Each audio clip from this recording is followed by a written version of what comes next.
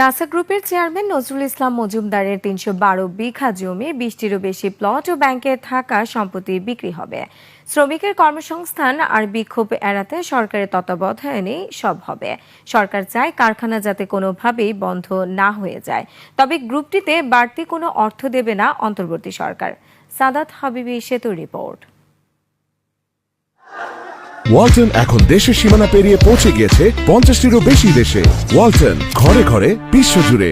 হত্যা থেকে শুরু করে ঋণের নামে ব্যাংক লুটপাট, অর্থ আত্মসাৎ সহ নানান মামলায় কারাগারে আর্থিক খাতের মাফিয়া খ্যাত নাসা গ্রুপের চেয়ারম্যান নজরুল ইসলাম মজুমদার। গ্রুপটির বেশ কয়েকটি অ্যাকাউন্ট ফ্রিজ থাকায় বেতনের মতো নানা শ্রমিক জটিলতায় পড়ছে বারবারই। গ্রুপের একাধিক কারখানা বন্ধ হবার উপক্রম, প্রায় শ্রমিক অসন্তোষ দেখা দেয়। এই শ্রমিকরা বেকার হয়ে গেলে তারা আশেপাশে বিভিন্ন law and order situation create করে, আশেপাশে ভালো ফ্যাক্টরিগুলো আসলে সমস্যায় পড়ে। এর আগেই নাসা গ্রুপের সম্পত্তির তালিকা করে রেখেছে শ্রম ও কর্মসংস্থান মন্ত্রণালয়। সম্পত্তি বিক্রির জন্য group chairman Nazrul Islam Majumdar power of attorney বিষয়ক নথিতে শনিবার স্বাক্ষর করেছেন।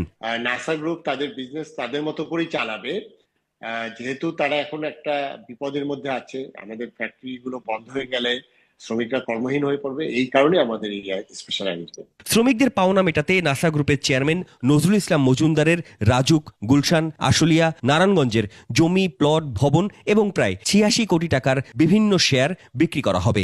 নাসা গ্রুপকে কিন্তু আমরা সরকার একটা টাকাও দিয়ে দিই, এবং নাসা গ্রুপের যেটা দায়বদ্ধতা আছে ব্যাংকের সাথে।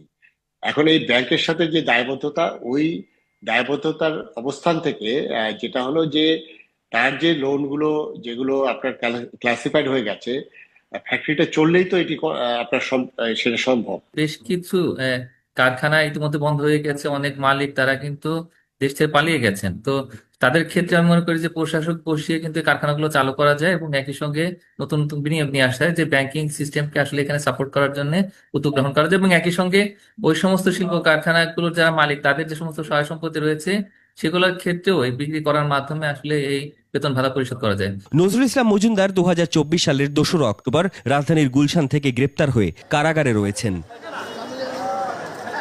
সাদাত হাবিবি সেতু, 21 টেলিভিশন, ঢাকা।